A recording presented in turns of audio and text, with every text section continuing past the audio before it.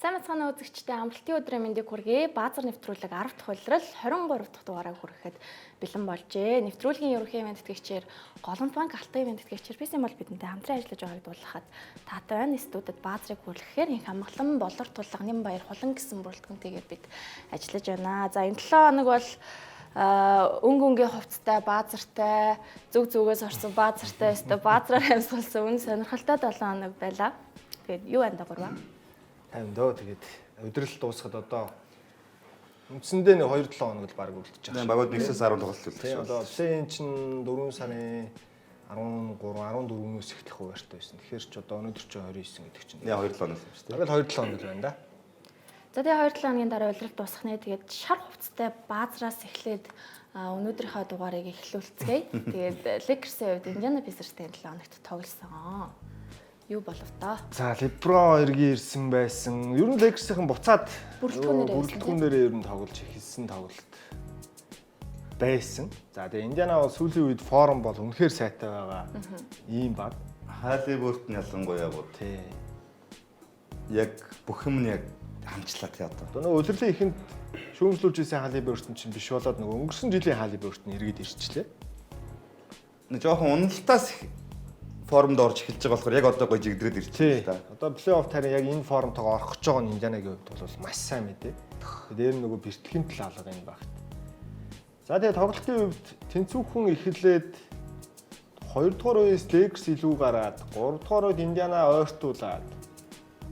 За тэгээ 4 дугаар үед дахиад Lakers илүү гараад. Сүүлийн минут гарн дээр 6 хоног явсан Lakers тий. Тэгээд доор нарсаа бас төгсгөл ихгүй байна да Lakers тэгээд. Тэгээ энэ тоглолтын өмнө чинь Chicago Bulls хожигдсон байсан шүү дээ. Талбай дээрээ бүрэлдэхүүнээрээ. Тэгээ 30-40 хоногор. За тэгээд заавал хожих ёстой тоглолт нь байсан ч гэсэндээ Indiana ер нь хожиж гол байсан. За ер нь л бараг хожигдсон байсан гэж хэлж болно дөө. Ингээд 4-р дунд хэсэг гэхэд буцаж Indiana илүү гараа. За буцаад Lakers оноогоо нөхөөд буцаж өөрсдөө илүү болоод 6 хоног л гардаг шүү дээ. 118 112-оос. За тэгээ Индиана барьж эхэлж байгаа юм. Дараас энэ бүр алдаатай тоглох юм шүү дээ. Алибор. Тэгээ торгуулаа хийчихэж байгаа. За ингээ нэг оноо зэвтэй явж ирсэн. Тэгээд Lakers сүүлийн давталгыг хийсэн. Лука алдаад LeBron хатгаад. За ингээ ямарчсан маш хэцүү тоглолтын эцэст хожлоо авчиж байгаа маа Lakers. Тэгээ сайн формтой багийг талбай дээр нь бол ямар ч цаожж байгаа юм тий. Тэгээд Майкл Жордан бүх цаг үе 9 удаа баазар шидэлд оруулсан байт юм байна. Тэгээ араас нь Kobe Bryant 8. Тэгээд LeBron болохоор энэ тоглолтоор Kobe-гийн амжилттай зэрэгцээд хүрээд ирсэн. Тэгээ ахаа 2 удаа баазар оруулах юм бол Майкл Жорданы амжилтыг эвдэнэ гэсэн үг. Амарч юм биш л дээ тий. LeBron 20 жил тоглохдоо 8 удаа, Kobe бас 20 жилд 8 удаа гэсэн үг шүү дээ. Jordan ч нөгөө хоёроос тоглосон жил нь арай бага. Тийм 15 жил байна уу. Тийм барай зөрүүн дээр тоглолцсон жил. Барай зөрүүн дээр шийдэх тоглолт зөөхөн. Тэр болгон дээр LeBron нэг эсрэг нэг довтлохын зөөхөн. Орхон зөөхөн. Миний санаж байгаагаар Индианагийн эсрэг бол зүгээр яг миний санаж байгаагаар плей-офф өдрлийг оролцуулаад LeBron 3 дахь удаага баазар хийж байгаа нэг. Плей-офф дээр нэг эвгүй ингэж довтлоод баазар хийчдэг тий. Cavs дахтай. Тий. Өмнө нь нөгөө 14 онд Майамид байхдаа оролт хийгээд цолгоо завцаад олгоодаг шүү дээ тий. Плей-оффт. Halliburton тэгээ энэ тоглолтын дээр баг LeBron гомдоод байсан шүү дээ. Хошигоо онжуулсан. Яаж аваа баг хожиж чинь ингээд өөр амар хожил авах хичээсэн л дээ. Тэгээд LeBron ирээд баазар хийсэн байгаа. Ер нь зүгээр яг тоглолтыг агуулгаар нь харуул Lakers бол хожиж байсан. Аль эрт тий. Ийм баазар гарахгүйгээр. Тий. Сүүлийн харин нэг минутыг айгуу сони хийсэн Lakers. Би одоо нэгдүгээр LeBron-ыг яг бүрэн идэрсэн байгаа гэдэл эргэлзэж байна. Угаасаа тийм мэдээ сайн өнгөрчөлтөрөөс ер нь гараад эхэлж байна. LeBron-ыг гэмтэл бүрэн идэгрээгүй байгаа гэдэг мэдээлэл. Тэгээ гэмтлээс ирснээсээ хойш LeBron нэг ч удаа 3-аас оруулаагүй гэдэг статистикт явж байгаа. 20 иж хийдсэн байгаа. Тэр нэг механик ажиллаж байгаа механик юм дээр нэг тоглолт жоохон зөөр байна гэсэн үг шүү дээ тэр чинь. Өчтөрөөс яг тийм мэдээ гараад эхэлж илээ. LeBron-ыг гэмтэл 100% биш байгаа. Гэмтэл нь тэр зүгээр яг би энэ тоглолтын дээр биш зүгээр Chicago дээр харсан л та. Chicago-д 30 оноо хожигдоход. Тий. Бүр тайлбар дээр нь дөнгөж ихний тоглолт байсан шүү дээ. Нэгдүгээр аягүй хөдөлгөөн удаан байсан. Зууран. Тий, зууралттай. Тэгээд яг үндсэн формд бол ороогүй LeBron одоогийн байдлаар бэртлэгдэл нь 100% гэсэн гэдэгт л эргэлзэж байна. Одоо юу болохыг харъя те цаашдаа. LeBron James 10-аас дээш оноо авсан тоглолтын рекордыг онцлсон хүснэгтийг бүгдээр хамтдаа яриад ярилцаад явъя гэж бодож байна. 2007 оны 1 сарын 6-нд 10-аас дээш оноо авч эхэлсэн байдаг. Гэтэ 17 жилийн өмнө юм уу? Үлэг гөрүүлэн үед шүү. Одоо бол зогсоогүй байгаа 1283 тоглолт толтлоо үргэлжилжтэй. 2007 он үлэг гөрүүл байдаг гэсэн шүү дээ. Байсан шүү дээ. Тэгээд Жордаасаа хол тасархаа тий бас юм. Жордных бол яг 15 жил үргэлжилсэн байгаа. Энэ дунд яг нөгөө зодог тайлаад оролцоогүй тоглолтуудын тоолохгүй гэсэн үг шүү дээ. Яг оролцсон тоглолтонд бол ингээд дараалал аваад байсан оноо. Жордных 866, Абдул Жаббарих 10 жилийн хугацаанд үргэлжилсэн 787. За, Карл Миловных нэг 8 жил үргэлжилсэн юм байна. KD нэг бас 8 жил юм. Тийм, KD ихтэйгээ зогссон байгаа. Зогсохгүй бас. Тийм. Дандаа агуу карьертэй тоглогч нар шүү дээ. Амар карьертэй. Карьер гэдэг чинь өөрөө тамирчны хамгийн гол үзэл. Түүх шүү дээ. 1 жил сайн тоглож байна, 2 жил сайн тоглож байна, 5 жил сайн тоглож байна, 10 жил сайн тоглож. Тэр чинь дандаа 20 луу төгссөн тоглосон жил тоглогч нар шүү дээ. Одоо LeBron- их чинь ингээд эх жил рүү орохоор 18 19 жил рүү орох гээд шүү дээ. Тий. Дараасаа Тий. он Ирэх он гарчвал тэгээ 26 болчихвол 19 жил рүү орохоор л байна л да. Тэгээд LeBron-ы байхгүй рекорд тэгээд амжилт гэж юу байхгүй болчлоо тий. Тий. За үргэлжлүүлээд бүгдээрээ шууд Лука Дончич яг одоо лигт ямар статистик үзүүлэлтээр хідэд бичигдэж байгааг хамтдаа харцгаая. За лиг гэрчнээс хойш бол ер нь 20 орчим клоноор хасчаад байгаа тий. Яг формонд орцсон. Тийм бол ер нь яг юмд орцсон шүү дээ. Тэгээд Лука нөгөө бөмбөг тасалт нь тоглолт болгонд ер нь дандаа 2 бөмбөг тасалт хийчихэд байгаа. Энэ лигт 3-т бичигдэж байгаа үзүүлэлт бас сонирхолтой. Хамгаалж ирсэн шүү дээ. Тий. Оноо авалтаар 4-т явж байгаа. Трипл дабл хийсэн тоогоороо энэ үлрэлт 5-д явж байгаа. Бид нэр Белови Лукаг мэдэн шүү дээ. Тэгээд уурчнаа харсан шүү дээ. Лука ч Lakers ирсэнээс хойш баг 20 кг хассан юм шүү. Тэгсэн тий. Их чимбгэр байгаа даа шүү. Өөрөөс нь ер нь маш хичээл зүтгэл гараад байгаа нь тоглолт болгонд ирэл мэдээ. Тэр нөгөө унтчихсан араатныг нь Даллас-ийн Нико Харрисон сэргээсэн л дээ. Үнэ. Яг зүгээр би Лукагаас ингэж дүгнээд тий зүгээр миний бодлоо шүү тий. Энэ үр дүнгээ илүү хардаг тоглогч юм болоо гэж бодоод төгсгөлөө тий. Яг энэ удирлыг би төгсгөл аврагын цом өргөх гэсэн тийм зорилгыг өөртөө тавьдаг. Мэдээж улирал өрнөл урт учраас Дунд янз бүр юм бол. тий янз бүрийн болно. Тэрэн дээр бас өөрийгөө зөв хөөрөлдөг юм болоо гэж хараад байгаа шүү дээ. За Lakers-ийн тухай бид Chicago Bulls дээр дахиад ярилцсан. Маргааш тэд Memphis Grizzlies-тэй тоглох хуваартай байгаа. Memphis-ийн хувьд бас дасгалжуулагчийн амартаач урд шүн халчлаа. Тэгээд багийнхан сүүлийн 5 тоглолтоос 4-т нь хожигдсон. Бүх оддын завсарлагаанаас хойш 8-11 гээд амжилттай. За тэгээ би энэ Алдама 2 сэлгээний судал дээр зодгоо хийсэн гээд ерөнхийдөө олон асуудлууд байсан учраас тэгээд багийн удирдлагууд нь ийм шийдвэр гаргах шиг боллоо. Тэгээд Memphis Lakers маргааш ирхэн тоглохыг бүгдээрээ харах байх. За үргэлжлүүлэн Indiana Pacers-ийн талаар ярилцъя. Энэ баг сүүлийн 10 тоглолтынхоо 8-нд хожсон уу? Тэгсэн 8-нд ноцсон. За 8 хожихдоо бас том өрсөлдөгчнөрч байсан. Ер нь бол өнгөрсөн жил бүсийн финал зүгээр гарчаагүй юм шүү гэдгээ одоо яг буцаад гимтэл бэртэл нь гайгүй болоод лидерүүд нь формонд ороод эхэлсэн чинь ер нь харуулж гинүү да гэж харагдаж байна. Өнгөрсөн үлрэлт эднийх чи их хол зам туулсан. Тэгээд энэ үлрэлт тэр хол замд хүрэхийн тулд үлрэлийн эхлэлд угаасаа нэг жоохон унжаар орж ирсэн баг бүгд. Формч муутай жоохон амарцсан тий. Тэгээд нэг уртцаамаа зургалахаар угаасаа яг эдэд бид нар жигдэрнэ гэдгээ ч гэсэн айгүй сайн тооцоолчих шүү дээ. Тий. Тэгээд одоо л яг формонд орж ирж байна бүгд. Плей-оффт 5-аар орох нь гэсэн чи одоо бүр 4-рөө ороод ирсэн. Bucks бол харьцангуй доошлцсон байна. Тий. Одоо Индиана бүх юм өөрсдөөс нь шалтгаална.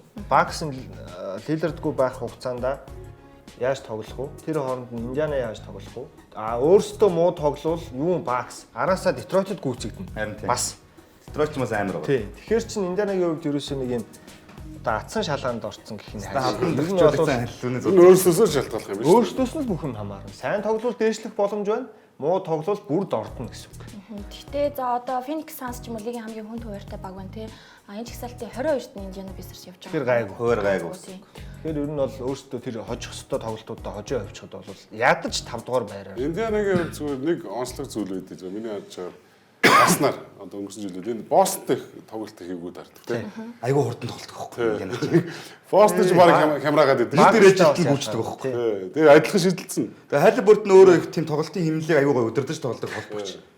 Айгуу сайн. Бостон дэр нь бас нэг халгаатай баг шүү юм те. Айгуу. Энэ дээр нэг тоглолт харахгүй те. Өнгөрсөн жил мэлээс харахад л тэр яг плей-оффын цуврал 4-1-ээр дууссан боловч яг үнэндээ бол бас тоглолт болгоно. Хоёр тоглолт бараг баазраар шийдэгдсэн шүү дээ. Жирүүгийн тэрнийг бөмбөг тасалт масалт байж шийдсэн шүү дээ. Тэгэхээр чи Индиана чи яг Чанарын хувьд бол айгуу сайн тийм тоглосон. үнэхээр сайн тоглосон. Тэр нь Бостонд хамгийн сайн өрсөлдөгч нь өнгөрсөн жил бол Индиана л байсан юм. Тий. Бостонууд бараг өрсөлдөө үзсэн. Финалийн багч өрсөлдөө үзүүлээгүй шүү дээ.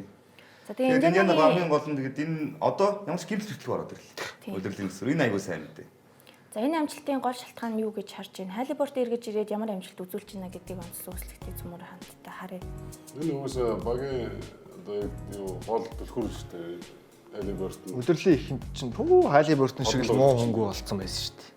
Тэгсэн одоо яасан? Тэгсэн чи одоо All-Star-аас хойш дундаж үзүүлэлтүүд одоо ялангуяа тэр ашигтай дамжуулалтын тоо. Сая Лекс дээр 18 өгсөн байсан шүү дээ. Тий.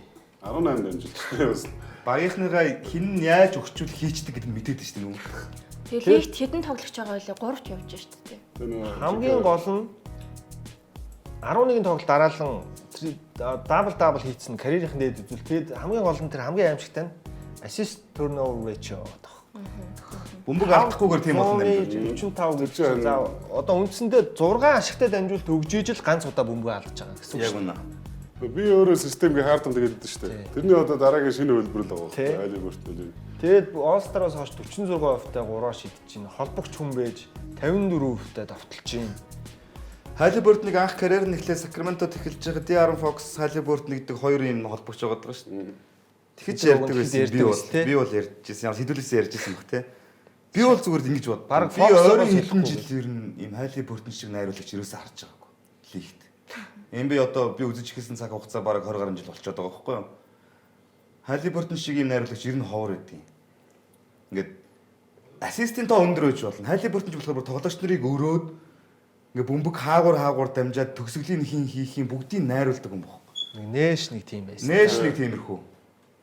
Тийм тэрнээс хойш ер нь ийм холбогч цөөхөн. Тэгэхээр Халибортон бол бүр ийм суперстар төвшин рүүгээ одоо бүр ингээд яг маш ойрхон ирсэн юм.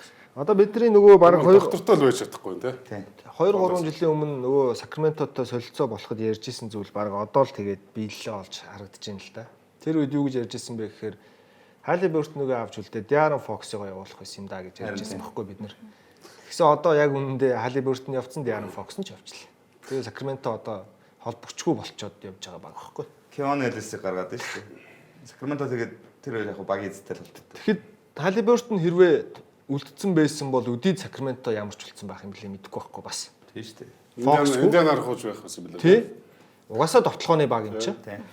За маргааш тэгээ Индиана Пейсерсийн хувьд OKC-тэй тоглоно. Халибортны сайн статистик үзүүлэлт хэр удаа үргэлжлэхийг маргааш харах нь дээ. За үргэлжлүүлээд бүгдээрээ Бостны талаар ярилццгаа. Энэ 7 хоногт тэд 4 дараалсан хожлыг аваадсан.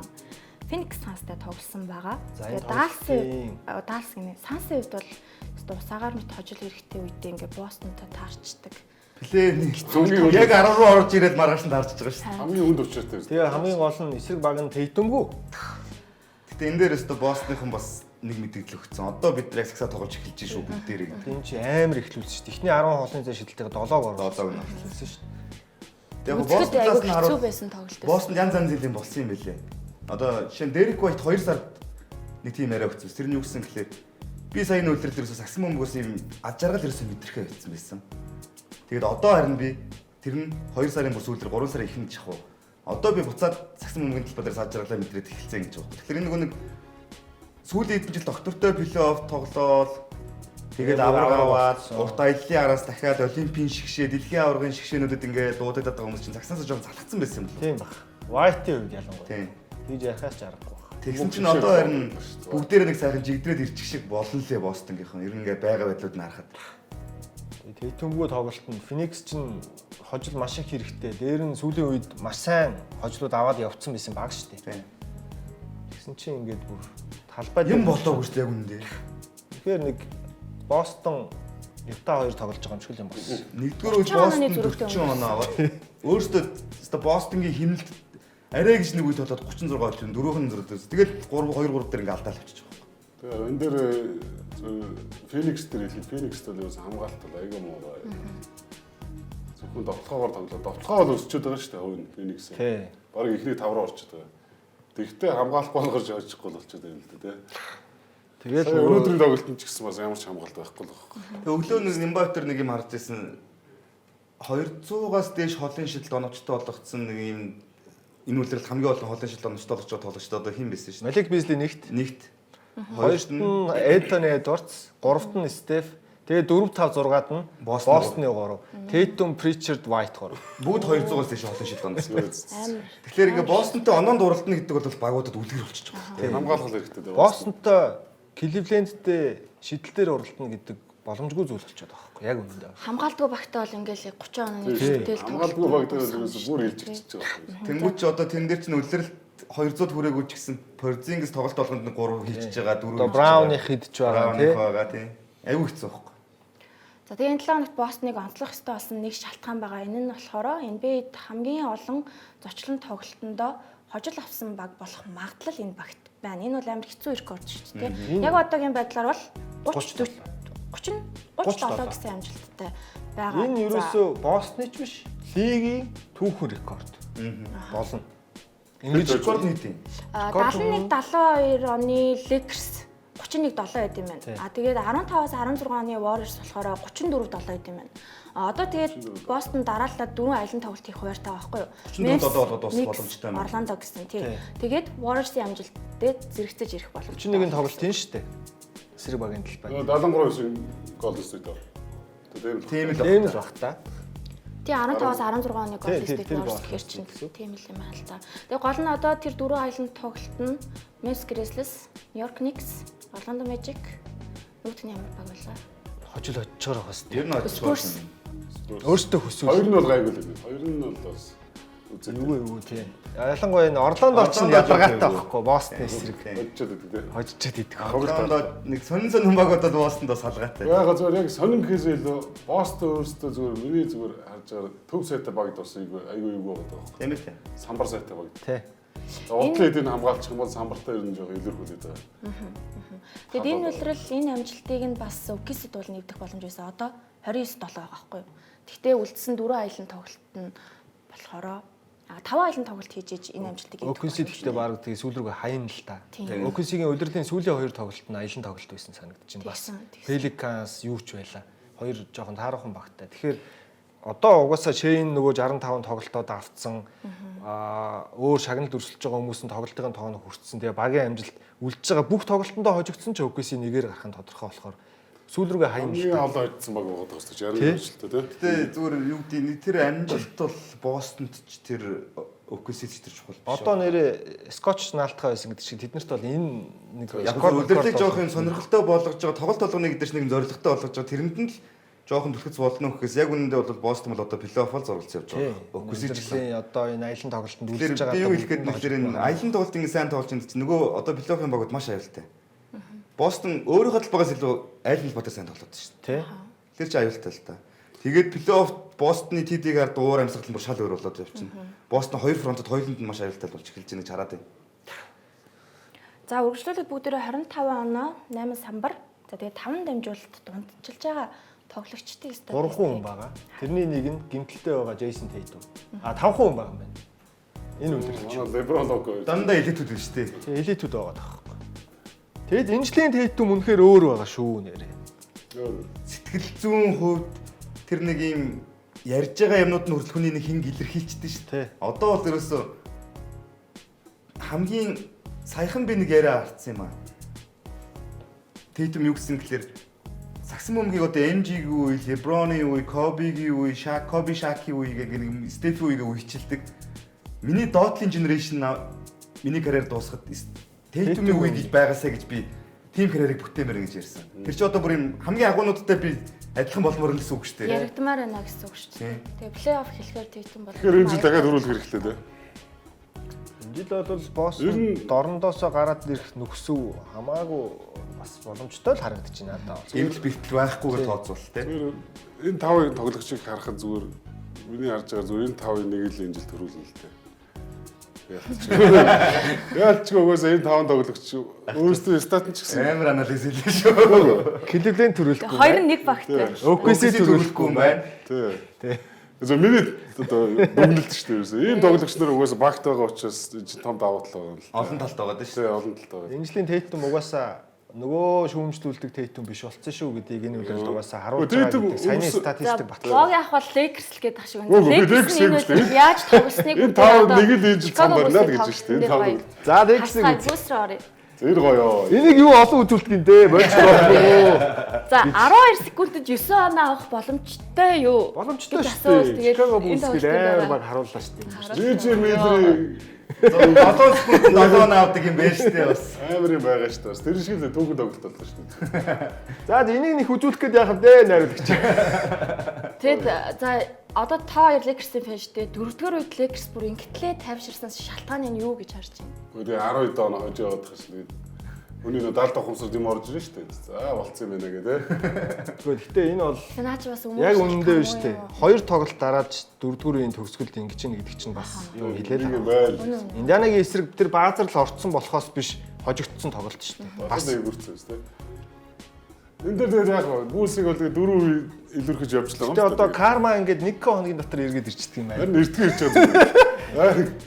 Плей-офф ийм болохгүй одоо эртхэн мэдээд Харин авчихсан. тийм яг зөв. Одоо плей-офф тоглолт болгоныг ийм Одоо нэрээ байдалтай явуулдаг шүү дээ. Сайн талаас нь хараад одоо Нэр тэгж тийм. Тэрэндээ бэлтчих нэрнгэсээ. Энд хожоод яах юм? хожид хэрэгтэй шүү дээ. Заавал хожих хэвээр тоглолт нь бол Зүгээр энд тайцсан дээр үү плей-офф Бог тайцсан. яах энэ бол жоохон бодлоо попур төслөө. Ер нь зүгээр. Энд хожихгүй бол яаж плей-офф хожих юм? Энд алдаага угаараад авцсан дээр шүү дээ ер нь. За сэтгэл ханж болохгүй юм шүү гэдэг Леброн хүртэл хийсэн байл шүү дээ. Бог яах чи. За зөв миний сайн бол цэвэр өмөрх хөлцгөлтэй. Гэхдээ яг хэрэгтэй. Ийм ажигтл ер нь. Хэрэгтэй хэрэгтэй. Харин плей-офф бол бэлтчихэж байгаа байхгүй. Сайн цэвэр өмөрсөн бол би яалч өмөрсөн. Гэхдээ ер нь бол хэрэгтэй. Яг зөв энэ дээр сүүд ингэж байгаа. 3 илүү болгоо Леброн бол гидийг сайн хамгаалчихж байгаа тийм. За ингээ Патрик Уиллс 3-аас хийж байгаа. Арай. За тэгэл Леброн бөмбөг Леброн авах пас. Энэ пас бол гээд хэлсэн. Тэгээ нэг копи ойд аваа 3-аас хийчихэж байгаа. Ингээд 12-оос 6 секундын дотор 6 оноо авчиж байгаа ингээд. Тэнгүүд Ривс хийж байгаа. Тий, Ривс ингээ хийчихэж байгаа. Тэнгүүд аваач зоноос хийж байгаа. Одоо ингээ 3 секунд шүү. Тайм баг. Таваараа шидчих. Тий, Тэгээ одоо гээд дээр бөмбөг ер нь Леброн хамгаалж байгаа гээд хийчихэж байгаа. Энэ нь бүх цаг үед 9 холоос орсон базар шийдэл. Гоё л шүү дээ. Гид өөрөө Гиди Лекси эсрэг бүр 2 чанаа ажиллаа шүү дээ. Өмнөхдөр нь quadruple double хийх төгсөн шүү дээ. Тийм. Эргэжид гидийг лэг. 8 стилтэй өссөн тийм нэг бүр. За тэгээд энэ талаар хамгийн гол онцлох хэвээр баг бол ерөөсөө л Chicago Bulls гэж бодож байна. Бид тэр энэ багийн талаар бол яриаг шүү дээ. нэг ч удаа Яригдгаар яриаггүй. Яригдгаар байсан юм яг энэ сүүлийн 2-7 хоногт л байлаа. Үүс нь айгүй бас хөөрхөн боломжийн баг болцсон шүү дээ. Тэр бүсгэц те. А биш. Бүзэлсгээ залуу бол ер нь бас авьяастай залуу. Энэ багч одоо нөгөө плей-инд алдцаад плей-офф руу орё гэдэг рүү мод руу орцсон явж байна. Тэгэл орц. Лекс-ийг 2 орц. Ийм юм бэлээ. Саяхан Орландо 6-7 байгаа. Саяхан би нэг юм харсан чи ийм юм бэлээ. Бүүс заяо. Плей-энд ороод плей-оффтоо орсон ч энэ жил бөмбөлөг очих магадaltaй баг юм. Тий. Нөгөө бостогоодоос авсан ирэх мэрхээрээ. Тэгэхээр Болж юм уу? орсон дээр. Тийм байна. Заавал унаадах шаардлагагүй шүү дээ. Билээнд очих юм уу? Хожноо. Нэг тоглолтод бол эвгүй шүү дээ. Атланта юу өдр байгаа шүү дээ. Эвгүй байхгүй. Коби Уайт чинь сүүлийн Одоо 10 дээр байгаа шүү дээ. Бүс. 30 оноос гоош тоглож 8 9 9-төр бичигдэр Бичигдэр. байна. Сая 10 дээрээс 9 рүү орсон Лекс гэж. Тий, 9 рүү орцсон. Энэ үзэлээс бол гоё юм лээ. Үзэдэс бол өстон оруулаг үнэхээр гоё залуу байлээ. Драфтын 11 үлээ. Тийм баха. Бас ихний тойргийн Үүсээс ингэж гэрэл гээгээ гараагүй бас ласар удаж шүү дээ. тий шүү дээ. Сүүл дээр Кроусээс л хоош шүү дээ. Баггүй шүү тэгэл. 10 жил бараг тэгэл сонь юм яригцээр. United Center-ийн Зак хамгийн тавиурууд бол одоо Лавинаас Арсенал шүлс салж болсон л байж байгаа. 0 тоос болцсон байгаа шүү дээ. Тий. Одоо тэгээ Зак Лавин яваад ер нь Коби Уайт бага гоё удирдаад эхэлж байгаа юм шүү. Тэгэхгүй би тэгтээ Коби. 9 дээр байгаа юм байна. Багийн Орландо Атлантаг очихгүй дээ. ганц тоглолтоор бол нугдаалга бол нугдаалга шүү дээ. Орландо ч ямар сонирн байгаа лээ. Атланта ч гэсэн. Тэгээ Булс энэ жил одоо ингээд яг одоогийн өнөөдрийн байдлаар ранкаар бол тоглолтын хурдаар 103.3. 3-т. Тий, 3-т. Аруулж байгаа холын зай шидэл дээр 3-т. Энэ одоо миний бодож байгаагаар баг Бостон хэдвлэнд 2-ын ард байгаа. Коби Уайт. Тэгээд нийт оруулсан холын зай багийн шидэл дээр 1222 гээд лигт 3-т. Оновчтой дамжуулалтаар 6-ад, авж байгаа оноогоор 6-ад, хамгаалтын самбраараа лигийг тэргүүлж байгаа. За би Өөрөө одоо сайн шилждэг болцсон юм байна. Бүгд их айтайхан биенийгээ мэдрээд тоглодог болцсон юм байна ямар ч. тийм гол нь өнгөрсөн үйлрэл огт юм байгаа байхгүй. За би яг энэ хүснэгтийг харуулж байгаад өнгөрсөн үйлрэл энэ үзүүлэлтүүдээр ямар байсан гэхээр товтлооны үзүүлэлтээр өнгөрсөн үйлрэл 19 байсан. Хамгаалтаар 21-т, net reading 20, хурд 28 гээд өнгөрсөн үйлрэл одоо Заклавын ингэж ураас ч иддэггүй байхад ийм уу байсан шүү дээ. Тэгэхээр одоо энэ хоёр нь Гэхдээ амжилттай ийм болоод эхэллээ шүү дээ. Яг амжилт нь яг энэ зөв билээд л үзчихсэн. Тийм. Чанар ялгаа бол байхгүй. Тэгэхээр чин Заклавын Димар Дэрөөс нь хоёр ерөөсөө л ямар ч нөлөөгөө тоглогч нар л болчихлоо. Ер нь гай болов байсан л гэсэн үг. гэсэн утгатай л байна шүү дээ. Ер нь бол Энэ залуучуудын боломжийг хаагаад байсан гэсэн үг байна. Тэгээ Коби Вайт гол нь маш их өссөн дэвшилттэй байна л да. Тэгээ Патрик Уильямс чинь 5 жилийн 90 саяын гэрээг 100 өгсөн шүү дээ. Амар Тэгээ тэр нь шүүмжлэл хүртээд баг гэрээ байхгүй юу. Гэхдээ одоо бодоход тийм. Патрик Уильямс жишээ нь гараанд гарах үс хэмжээний 3 номер 4 номер дээр тоглолцдог ийм тоглогчдоо яг одоогийн цалингийн зэсээр 90 сая гэдэг бол амар баг дүн шүү дээ. Одоо нөгөө нэг супер одууд чинь 5 жилийн 300 сая маяг гээл бараг жилийн 60 сая маяг гэрээ шүү. Одоо зүгээр Патрик Уильямс 5 жилээр тэр хүмүүсийн нэг үлрэл талт цалин л авч байгаа. тий 20 өрөхгүй сая гэсэн үг шүү дээ. Тэгэхээр чин 18 17-8 саяын цалингаар ийм тоглогч гэдэг чинь болж байгаа байхгүй.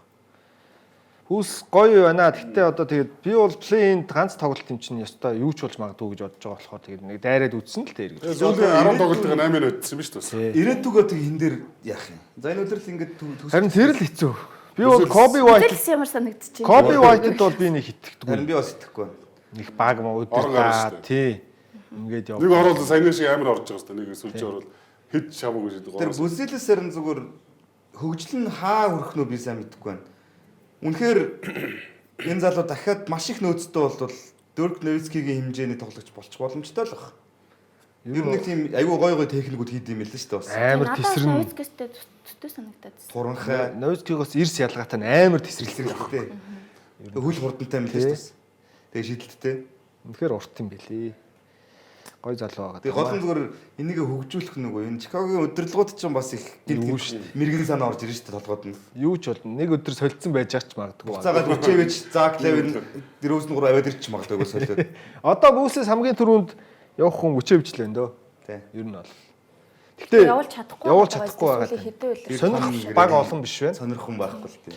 Гэтэ нэгэн талаасаа бодохоор бас Учевичийг төв олох чинь бас хэцүү шүү. Бас хэцүү. Чи 15 10 хийждэг төв бас ховор шүү дээ. Товтлогон дээр бол яамны л да. Тий. Хамгаалт дээр л жоох удаад идэг болохоос. Гэтэ одоо за энэ 7 хоногт ингээ Бүлс шуурга дэгдэгээ гараад ирлээ. 8-аар плей-оффт орлоо. Бостон Капс бол явж яриад харж чадахгүй байгаа шүү дээ. Гэхдээ ер нь тэгэл 7 тоглолтод бол ягаад ч хүчгүй шүү дээ. Бараг тий. нөгөө хэдээсээ илүү нэг 86 тоглолт хийх юм байна да. Үлрэлтэй. юу бол биленд очихоор харах. Яг нэг ганц хожлын гоё хайлайтс, Коби Вайт нэг гоё карьер хай, плей-оффын карьер хайтад хайлайтстай л болж үлдэх. За плей-индээ тоглоод плей-оффын Биленд авах хэрэгтэй байна тий. За нэг 88 тоглолт хийх юм байна да. Бүлс. Атланта Орландог бол би бол хожиж байгаа бол харахгүй л энэ бүлс. Хожих хэцүү хэцүү байгаас боломжгүй л те. Орландо ч өөрөө юу байгаа. Тим апсет Тим апсет гаргах боломж. Гарвал гоё л байна тий бас тий. Тийм мэдээж гоё л дээ. Яг бодит байдал дээр хэцүү л те. За үргэлжлүүлээд энэ 7 хоногийн хамгийн гонигтай мэдээ рүү орё. Энэ бол Дэм Лилард, Вемби бас энэ үлрэлийн дундуур яг мөрөндөө хэлсэн. Мөрөндөө. Манай Лилардийнх маань болохоор баруун хөлөндөө гэдэг байгаа. Калф гэдэг ч одоо Вэний судсан цус бүлгэнсэн л гэсэн л байлээ л те. гэтээ энэ нэг ноцтой юм биш үү?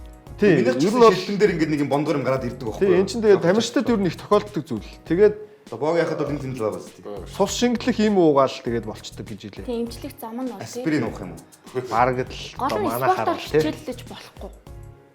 Тэр хугацаанд Тэр хугацаанд хөдөлгөөн хийж болохгүй юм билээ л дээ. Идэвхтэй хөдөлгөөн. Хор хөнөөлөнд юу юм? Хор хөнөөлөл нь юу юм? Гэхдээ эн чинь тэгээд нөгөө цус харуулт марал цусны бүлгэнэл Тэнцээ үүсээд цус ирээд цус гүүхгүй болчихно гэсэн үг болчих шүү. Тэр хэсэгтэй тийм. юм тий. Тэгэхээр аюултай. Гэхдээ эмчлэх харга нь бол гайгүй. Им уугаад идэх чинь.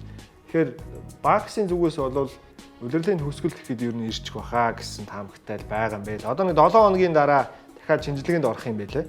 Эмчтэр нь одоогор бол нөгөө цус шингэлэх юм өгөөл тэгээд гэрт нь л байлгаад байгаа юм шиг байлээ. Тэгээ баксыг зөмөрөө ер нь хүснэгтийн 4-5-аар Индианатай ингээд учирчих юм шиг байна гэж ярьжсэн чинь Лилард гимтээд шууд 6-аар унчлаа шүү дээ тий. ер нь Knicks-тэй таарах магадлал үнэ. За дорн дээр өснөгтэй хараад шууд ер нь Яриа. юу болж байгааг нь ярьчих. За Нью-Йорк Knicks ямар ч тач албан ёсоор плей-офф ирэхээ бол авсан энэ 7 хоногт.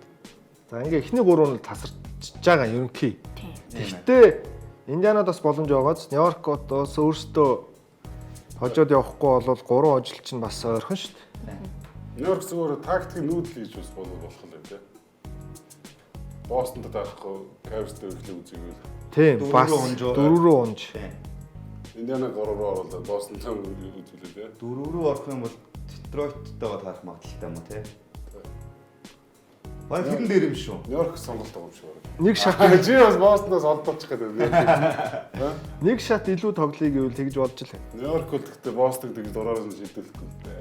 Гэтэ Тэгэхээр 7 тоглолтод тооцоход хэцүү дээ. Кливленд ч яг үндэ амар өрсөлдөгч шүү дээ. Нью-Йоркт бол.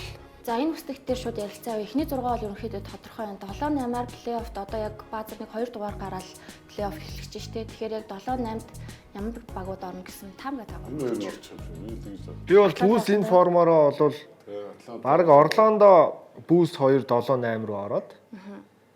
Тэгээ Атланта ч бас нэг гимтлүүд их байна л да. За ер нь энэ дээдлээ хоёр юм байна дөө. Гэтэ гимтэл байлаа хэтрээ ам бол нэг тоглолтод галзуураа тэр тоглолтыг өөрийнхөө хэмнэлээр тоглоод аваа явчих юм бохгүй. Энэ Майамиг л Майамиг ойлгох. харахгүй байна уу те? Майами тийм хэтрээ ам шиг тоглож байхгүй шүү. Тийм үү? Тайлер Хиро гэдэг аимшигтай тоглож. Майами өөр Бүүстэй ожигдохгүй.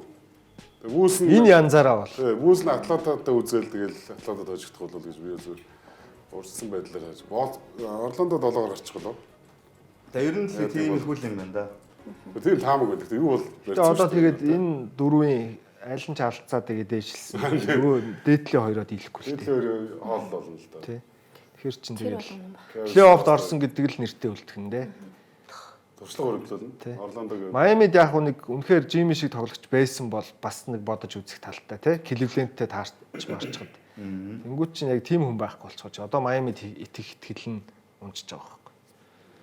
За би бол Бүүсийг энэ 7 хоногт ямар гоё байна. Бүүс чинь дээшлэл бүр Бүүс хоёр бишлээ. Сожигдохоор гоё байгаа шүү. баг яг Бүүс нь тийм байгаа шүү. За Сожигдсон ч айгүй баяртай байгаа шүү. тийм ээ тийм бүгд тийм байгаа. За ингээд орд бүсээр сонь сайхан юм байлаа үзэгчтэй эргэж ирэхдээ бид өрнүүдийн талаар ярилцах болно. Баазар нэвтрүүлгийн хамтран ажиллагчаар илүүд Тимул Пепси бидэнтэй хамтарч байгаа хэсэг хугацааны дараа уулзцгаая.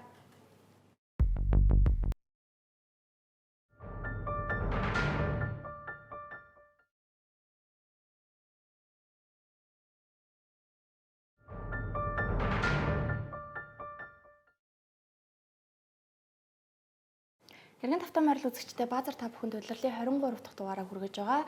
Баазарын хамтран ажиллагчаар зүрх мартахгүй RAV4-ийн санаачлагч Toyota Top Motors. За үргэлжлүүлэн бид өрнөд бүсийн багуудын талаар ярилцсан. За удирлын ихэнд ер нь Clippers-ыг нэг ярихгүйсэн чи сүүлийн үед бүр ярианы сэдв болоод эхэллээ тийм. Амжилтаасаа шалтгаалаад тэгээд Clippers-ийн 7 хоногт Knicks-тэй тоглосон байгаа. Knicks-ийн талаар бас яг уу Bridges хэлсэн ш нөгөө минута багсгая, плей-оффта бэлдье гэд. Тэгээ тийм зүйл болохгүй байхаа гэсэн чи өстой тийм зүйл болсонгүй. Болохгүй л Тэгээ Bridges ямар ч гаргалгаа байхгүй ч өөр. 39 минут тоглосон. Тэгээ дасгалжуулагч нь бол огтхон ч одоо үгийг тоосонгүй л гэж. Багсхыг гээд сэлгэнээс нь тоглох хүн байхгүй яг үнэндээ. Яг байрал дээр нь. Хин энэ урд чумны Жош Харт Март хинийхэн ч байрал дээр хүн байхгүй. Уга улиралд ашиглаж ирсэн бол хин нэг нь гарч ирэх байсан л баг. Тийм. Типс чинь тэгээд өөрөө нэг юм загсан бөмбөгийг яг өөрөөрөө хайрцаглаад байна л да. Одоо энэ тоглогчид чинь бас тоглогч гэдгээс гадна хүн шүү дээ. Одоо жоохон зөнөөд байна уу? Хүн гэдгийг нь ойлгохгүй. Өөрөө аргагүй л дээ. Типс чинь ихнэргүй, хүүхэдгүй бүх амьдралын утга учир сагслаа байхгүй. Би амар яхэр гэж хэлсэн. Тэгэхэд тамирчдын хувьд болохоор энэ чинь ард нь амьдрал байгаа, гэр бүл байгаа, үр хүүхэд байгаа, бизнес байгаа тий. Янз бүр юм байна. Өөрийг нь талбайд нэг гаргаад нэг 40 минут гүйлэх үзмээр юм уу? Одоо энэ тоглолтын дээр бол Clippers бүр бүрэлдэхүүнээрээ байгаа байхгүй юу? За тийм юм чинь бол бас жоохон амрааж болмоор доо. Тэгтээ тийм зүйл болоогүй.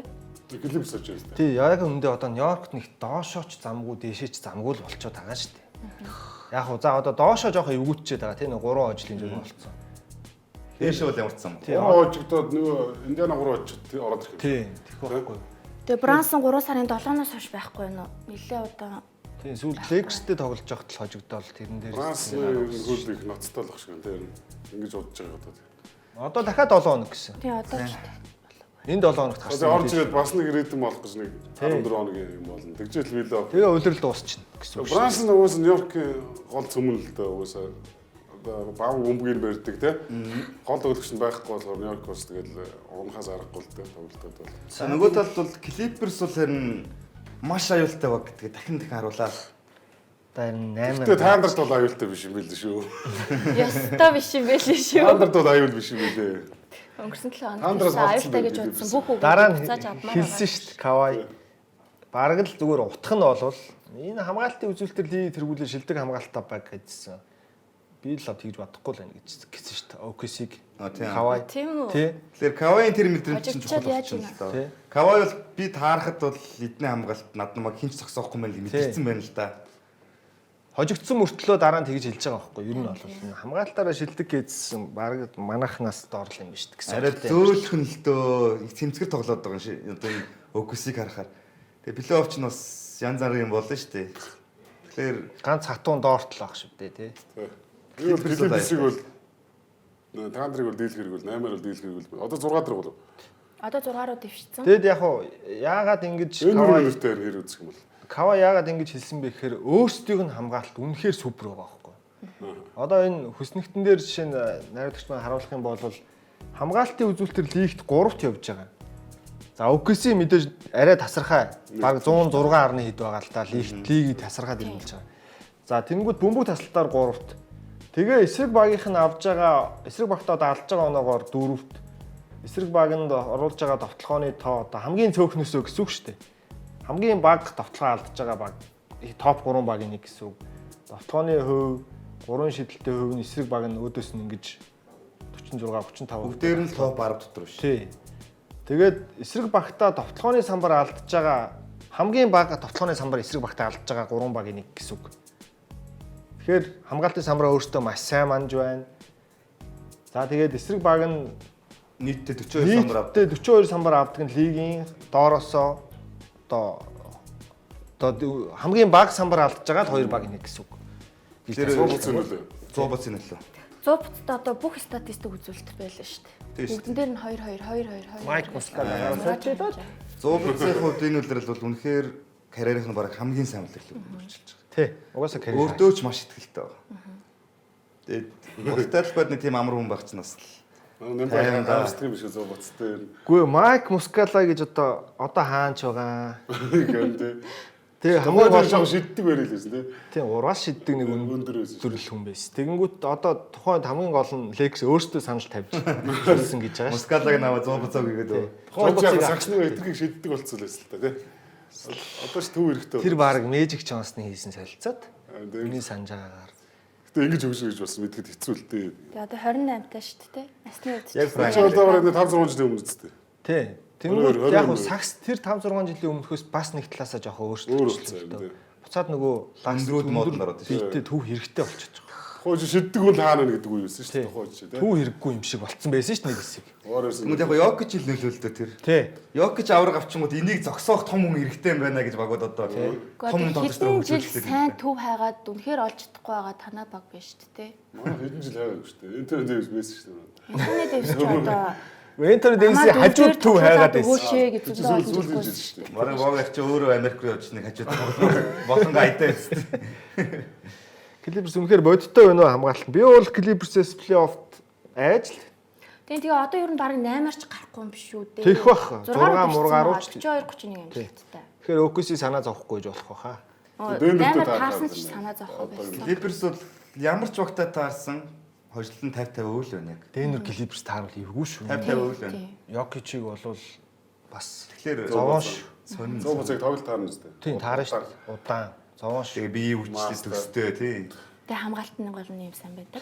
Самбар алдаад. Үргэлжлүүлээд үнэхээр хүсэн хүлээсэн тоглолт боловч тэр хүлээлтэнд тогтоомж хүрч чадаагүй нэг тоглолтын 7 хоногт болсон. Тэгээ Жими Батлер хуучин багийнхаа эсрэг яаж тоглох болоо гэдгийг одоо өвлийн шилжилт хөдөлгөөнөөс хойш хүлээж байлаа. Тэгээд ордон нь бол үнэхээр гоё хүлээж авсан, дурсамжаар дүүрэн бичлэгтэй. Гэтэ яг хуу Стеф байгаагүй. Тэгээ Стеф байгаагүй. Гэтэ энэ Miami Lag Heat culture гэж яриад тэгээд Жимиг бүүлээд хэлсэн шүү. Тий. Одоо баг нь 2 удаа финал гаргацсан нэг бүүлнэ гэж юу гэсэн ч. Тэгээ гол нь энэ тоглолт дуусаа Жими Батлер Майамигийн нэг ч тоглогчтой гар бариаггүй тэгээд. Тэгээ нөгөө Жимигийн кофе шоп ч Майамид ажиллаж байгаа шүү дээ. Нээсэн. Тэрэн дээр Warriors-ийн тоглогч бол кофе шопын хямдралтай дискаунттай өнөр үйлчилсэн байлээ. Гэтэ амар үнэтэй кофе хэлж шүү дээ. $30 гэж хэлсэн. Аяг кофе шүү дээ. 100 гаруй нэг кофе авч явах нь шүү. Аяг кофе $30 кофе болоод гэж байна. мэдгүй $30 гэснээр доор нь хэрвээ Warriors-ийн тоглогч бол Warriors-ийн тоглогч бол $30 гэсэн байсан бүр. Тэр чинь бүр тэрээс үнэтэй юм. Тийм үнэтэй л юм байна. Аимшигтай уус тээ. Яа гэж кофе. Алттай кофе юм уу ааш. За Тэгээд тэгээд тоглолт хүссэн хүлээлтэнд хүрээгүй шалтгаан нь юу вэ? Steph Curry Warriors яагаад тоглосноос. юм уу байваа? Стеф Күү тоглосноос болсон. Энэ Келлвэр гээд энэ залуучаар нь үлжүүлчих хөөх юм л шүү. Энэ чинь дараагийн баг хасаа Whiteside юм шүү. Тэгээ нэр нь лаг юм лсэн. Келлвэр гэж нэр нь утга мэдгүй. Үгүй. Супермений нөө Kryptonite гээд гай гэдэг чинь тэн дээрээ төрсөн нэр нь эцэгхээс өгсөн нэр нь. Тэгээд тэрийг орчуулбал Voice of God бурхны дуу болоо гэсэн. Амар хэрэгтэй. Тэгээ нилээн өндөр юм. Нэр нь үлдэлгүй дээ. Дараагийн хасаа Whiteside ч гэлээ мэл ш. Тамаагүй хурдтай амар үлэмжтэй. Энэ жил ихтэй нодлоос тоглосон байсан. Тэгсэн. Энийг бараг хөгжүүлвэл энэ нь бараг Энэ баг гой төв болох. гой төв болохоор юм байна. Тийм. Одоо тийм л юм яриад та Майами дээр. Хөгжил яриад тий. Тийм. Одоо 10 тав багтч тэгээд Тайлер Хиро бол ямар ч зэмэр багийн франчайз лидер байж чадахгүй байх. Тайлер Хиро яг үүндээ надаа манай Reeves-с тоглонд орол санагдах шүү дээ. Ер нь бол манай Reeves ч ороо алдаа авчихнаас. Хөгжлөн тулцсан биз дээ. Тулцсан. Хөрхөн Энээс хамгаалч. илүү яах юм одоо? Энээс илүү хурдан болно гэж байхгүй. Энээс илүү биеийн хөгжилтэй болно, эсрэлттэй байна гэж байхгүй шүү дээ. Гэхдээ All Star юм нь бол ингэж яригдахаар байгаагүй л дээ. Тэг бүх одоос хойшоо бүр ингэж Би бол чүмжлэлтэй л байсан. Зүгээр л оноо ал авдаг хүн шүү дээ. Яагаад All Star болгоод байгаа гэсэн ч би гайхажсэн. Тэгээ тэр чинь нэг юм улирлыг ингэж хувааж авч үзэх юм бол тэр All-Star-аас өмнөх үе чинь нэг юм зарим нь формонд ороогүй, зарим багууд гимтэл бэртэл ротейшн тодорхойгүй 12 3 тодорч ашигладаг. Тэгээ Жимийн Тэгээд тоглох хамгаалт сайн ингэж итрэг үед л яг оноо хамгаалах. Тэгээ Жимийн тоглохоосоо тоглохгүй нь их байсан үед угаасаа тоглохооныхоо номер 1 сонголт төссөн үсээгөө болгочхоор чинь яг үнэндээ Майамид Austin Reeves очсон бол Tyler Hero шиг л тоглож байгаа адилхан. Тий. Яг тоглохооны номер 1 сонголт нь бол тэгэхэд авж байгаа цалин нэрс тэнгэр газар шиг л ялгаатай байгаа шүү дээ. Хиро яг зөвөр сайн шидэгч үү, сайн шидэгч бөмбөг хариулга аятайхан хийдэг клач уу, клач. Гэтэ нэг лидер болоход зөндөө юм дутуулна л. Ер нь нэг номер мэдгүй. Би бол хувьдаа зүгээр муухагаар хатуухнаар хэлэхэд бол хизээч багийн номер 1 болж чадахгүй тоглогч. Оролт муутай л да. Тэгээ манай Reeves зүгээр ойлгож жишээ авсан шүү дээ. Тэр Reeves ч оролттой шүү дээ. Оролттой гэхгүй дан шиддэг юм чинь нэг одоо хамгаалахад амар гэдэг хэрэг тийм. Тэгээд дан шиддэг лидер байх гэж бүр хэцүү шүү дээ. Олон талд бол гаргахгүй болохоор ч тийм. Тийм байна. За. Уг нь магтах гэж бодчихсон юм шиг байна. Тэгээд бүс илүү юу тий. Майамитай тоглол. Яг ганц тоглолтын дээр Эрик Спойстрайттэй нэг дээр яваа баг Дөнгөж болчих мэдтгэл л дээ. Барьцгүй л тий. Тий. Тэгэхээр плей-офф Майами бол орох боломж бол байгаа. Тэгээ ороод бас цаашаа зам мухарлахгүй. Тий, ороод хэцүүлтэй. Нэгдүгээртнээс цаашаа нөгөө явах. Кливленд боосдсон шүү дээ. За, Стеф тэгээд өнгөрсөн 7 хоногт гэмтээд баггүй олон тоглолтуудыг үнжиж байна. Тэгээд энэ багийн сэлгээний бүрэлдэхүүнийг онцлсан хүснэлтийг бүгдээр хамтдаа харцгаая.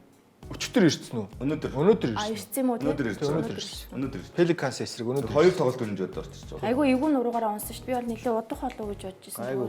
Аарцэг үл шүү дээ тэр чинь. Тийм. За, Warriors бол бас болохгүй л ч. Бид нар нөгөө улирлын ихэнд амар 12 1 гэж эхлүүлсэн үед 3 гэж эхлүүлсэн. Тэгэхэд магтаал ярьжсэн тэр яг хэвэндээ л байна. 38 өөр гарааны бүрэлдэхүүн жил Warriors тоглуулчихад байгаа юм байна. Тий. Лигийн түүхэн рекорд нь 41-2 байлуу. Бас Хоёр тоглолтод нэг өөр гараа гаргадаг. Тий. Рекорд юм байна шүү дээ. Энэ бол яг нэг 3 тоглолтод нэг ч юм уу тэгж гараад шүү тий. Бараг л 2. Олон тоглолч өөрчлөхгүй байгаа шүү дээ. Нэг тоглогч л байрлалыг өөрчлөд байгаа шүү дээ. Тийм. Үгүй л 38 гэдэг чи одоо 12 хүндээ бодохоор бас л их тоо бас. Их тоо. Миний харж байгаагаар бол яг 2 номер 5 номероос солиод байл л да.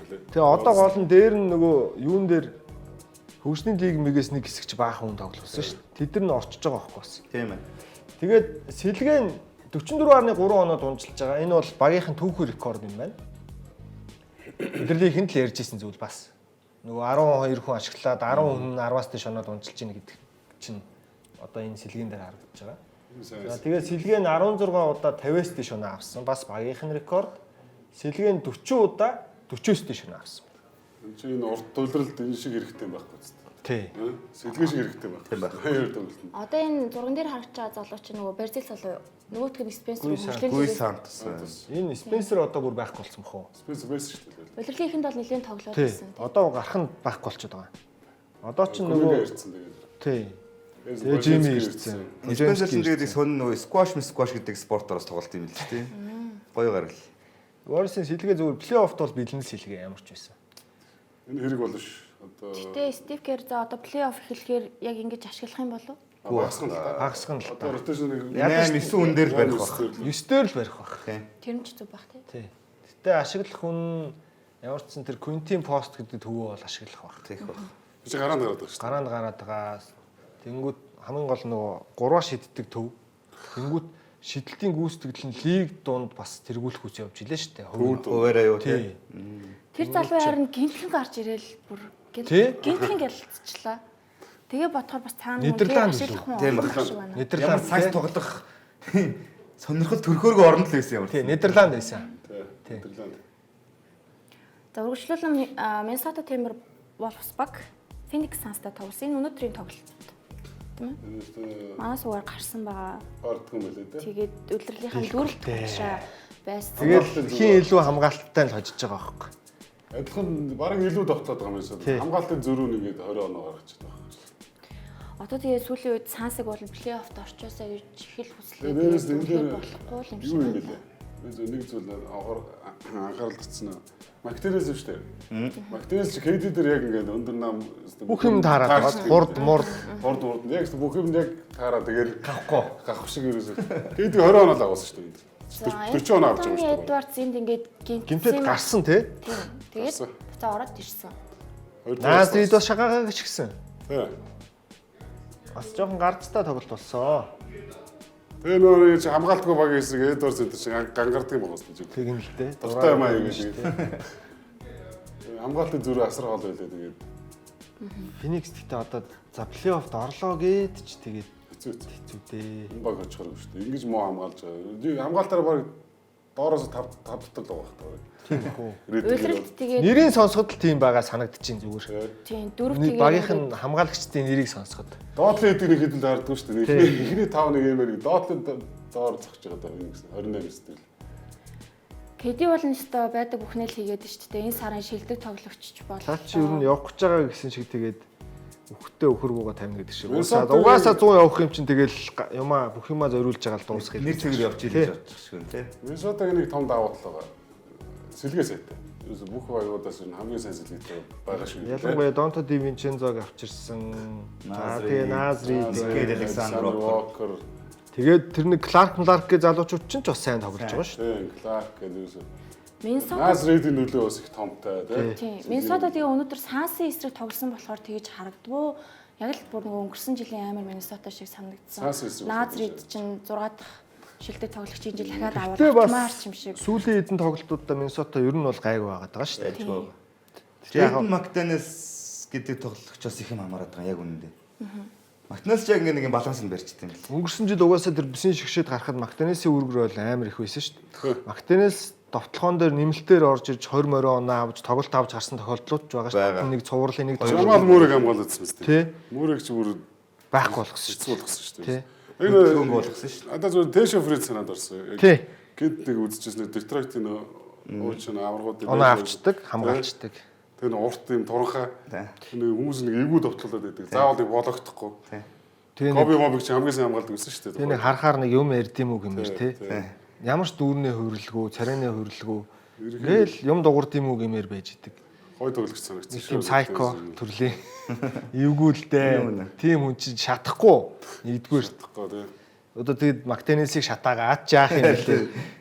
Товтлогоон дээр бол аюул тарина гэж бодохгүй шүү дээ. Миннесота Бид ч бас доогоор ороод аюул ирсэн чинь тэгээ Хьюстонд одоо бас юу Миннесота тавтай байх болов уу гэж яриад Тэг тэгээ. нь Би Эвгүй бол юм. Миннесота өшөө жоохон дээшээ дэвших юм болов уу гэж бодлоо. Дэвшилэхгүй л дээ. Дээр нэг Golden State юу ирчээ.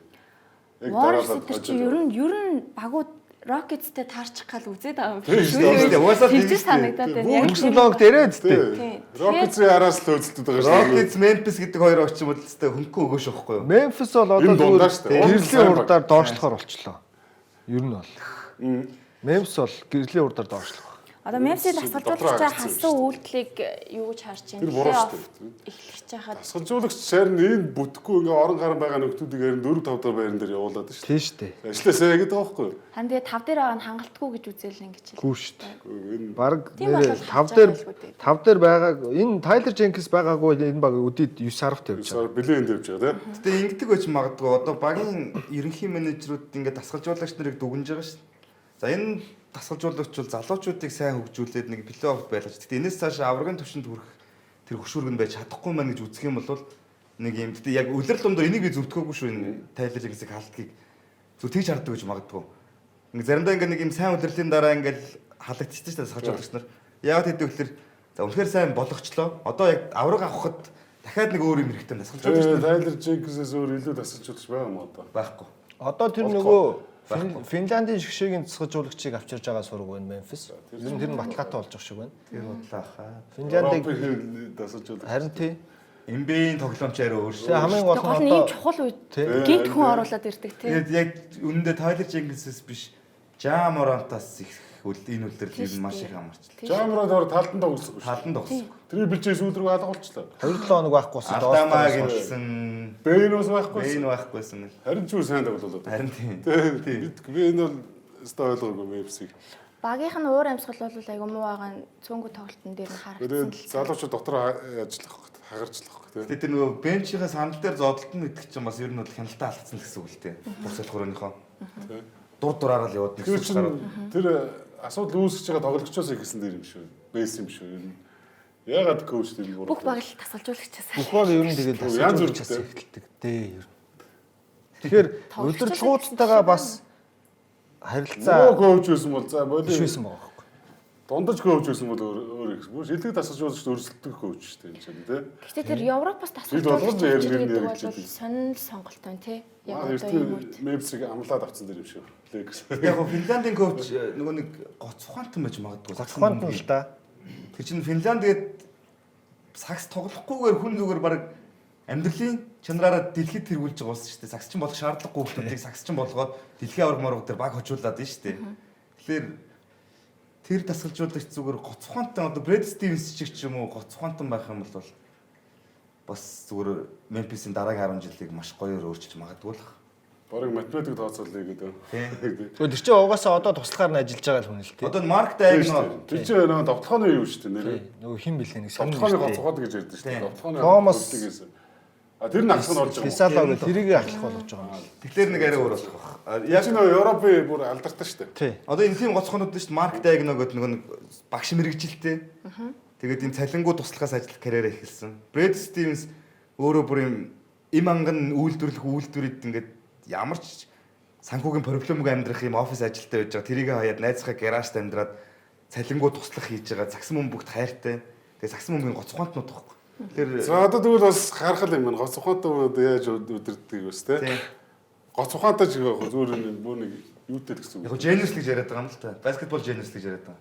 Авьяастай юм одоо юу гэх юм. Финляндийн шгшээг зүгээр тэгж тоглохооргүй багийг өөр төвшөнд авиж тоглуулсан. Довтлооны явах. Тэгээд Memphis туслахаараа ажиллаулж исэн. Тэгээ одоо ингээд Tyler Jenkins-ийн онгууд тэрийг тавьчихж байгаа юм л да. Наад үүш сонсож Юу болох юм яг бэ тий. сагсан мөнгө биш зүгээр яг довтлооны явахгүй. Гоцхонтой юм уу? Довтлооны. Хажууд нь тэгэл нэг гайгүй хамгаалтын туршлагатай туслах хөө Тэ. болчих юм шүү. Бидний мэддэг Memphis бол бас хамгаалтын баг байсан шүү дээ. Уг нь шүү дээ.